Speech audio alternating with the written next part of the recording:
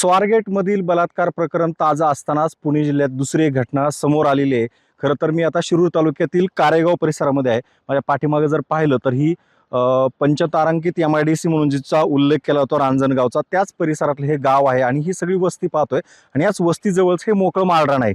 याच माळरानावरती काल रात्री शनिवारी रात्री साधारण 10 ते 12च्या दरम्यान या ठिकाणी एक युवती आणि तिचा मामेभाऊ दोघे जण गप्पा मारत बसले असताना दोन इसम मोटरसायकलवर आले आणि त्यांनी या ठिकाणी आल्यानंतर या दोघांनी त्या मामेभावाला त्या मुलीसोबत गैरकृत्य करायला लावलं आणि त्याचा एक व्हिडिओ रेकॉर्ड केला आणि त्यानंतर आळीपाळीने दोघांनी सुद्धा या तरुणीने त्या तरुणीवरती अत्याचार केला। खरं तर रात्री 10 ते 12च्या दरम्यानची घटना, जवळच पाहू शकतो आपण लोकवस्ती आहे, लोकवस्तीच्या जवळच असलेला सगळ्या प्रकारे तरुणी ही परप्रांतीय होती आणि जे दोन युवक होते अत्याचारी ते जवळच्या जिल्ह्यातले पण इथं कामानिमित्त आलेले होते। या दोघांनी हा अत्याचार केला, व्हिडिओ रेकॉर्ड केला आणि धमकी देऊन या मुलीला तिच्या गळ्यातले जे दागिने होते, कानातले सोन्याचे दागिने होते हे सुद्धा ताब्यात घेतले।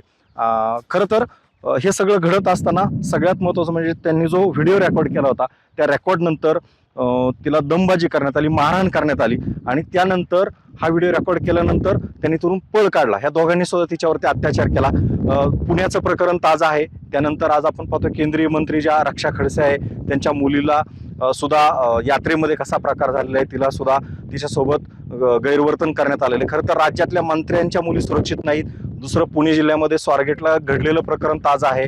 असंच असताना शिरूरचं हे ताजं प्रकरण आहे। खरं तर यावरती ज्यावेळेस पोलिसांना ही घटना 112 वरून पीडित तरुणीने किंवा तिच्या त्या मामे भावाने पोलिसांना ती घटना कळवली, त्यानंतर स्थानिक रांजणगाव परिसरातले जे पोलीस आहेत त्यांनी तातडीने घटनास्थळी आले। आपण जर पाहिलं तर हे मोकळं माळरान आहे आणि या माळरानावरती ह्या छोट्या वाटा दिसत आहेत। जे आरोपी आले ते 2 व्हीलरवरून आले। ही पीडित तरुणी आणि तिचा मामेभाऊ दोघ जण याच परिसरात गप्पा मारत बसले होते आणि त्यांनी मग हा अत्याचार केला। खरं तर पोलिसांनी या दोन्ही पण आरोपींना फक्त पुढच्या काही तासामध्ये अटक केलेली आहे, त्याबद्दल त्यांचं कौतुकच होते। पण राज्यात असुरक्षितता जी महिलांची आहे ती वारंवार सातत्याने पुढे येत आहे। यातील जे दोन्ही आरोपी आहेत त्यांची नावं जर पाहिली आपण तर एकाचं नाव आहे अमोल पोटे, ज्याचं वय आहे 25 आणि दुसरा आहे तो किशोर काळे, त्याचं वय आहे 29। दोन्ही आरोपींना पोलिसांनी ताब्यात घेतलेलं आहे, गुन्हा सुद्धा दाखल केलेला आहे। पण या एकूणच असुरक्षिततेचा, महिलांच्या असुरक्षिततेचा प्रश्न या निमित्ताने पुन्हा ऐरणीवर आलेला आहे। राज्यातल्या अलीकडच्या काळात घडणाऱ्या या सगळ्या घटना पाहता हे प्रकरण ताजं आहे आणि भर वस्तीत हे सगळं घडतं, हे मोकळ्या माळरानावर घडले आणि पोलिसांनी मात्र काही तासामध्ये ह्या दोन्ही आरोपींना अटक केलेली आहे। त्यामुळे पोलिसांचं कौतुक होतंच। पण अशा पद्धतीने रात्रीच्या वेळी आपल्या नातलगासोबत एखाद्या निर्जन ठिकाणी तुम्ही जर गेला असाल तर अशी घटना आपल्यासोबत पण घडू शकते। त्यामुळं काळजी घेऊन पुढच्या काळात ह्या सगळ्या गोष्टी केल्या पाहिजेत।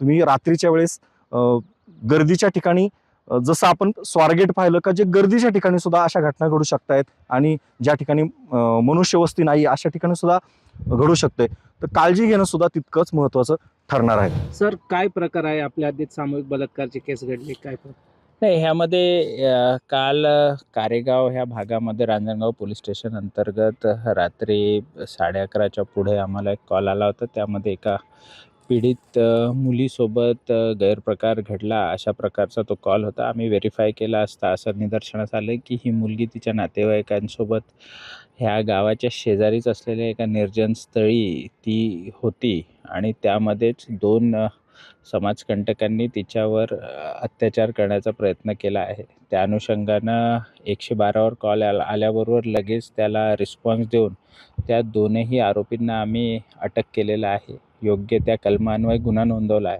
आणि पुढचा तपास सुरू आहे। Camera person Smita Shinde sir, Raichand Shinde, Mumbai तक, शिरूर।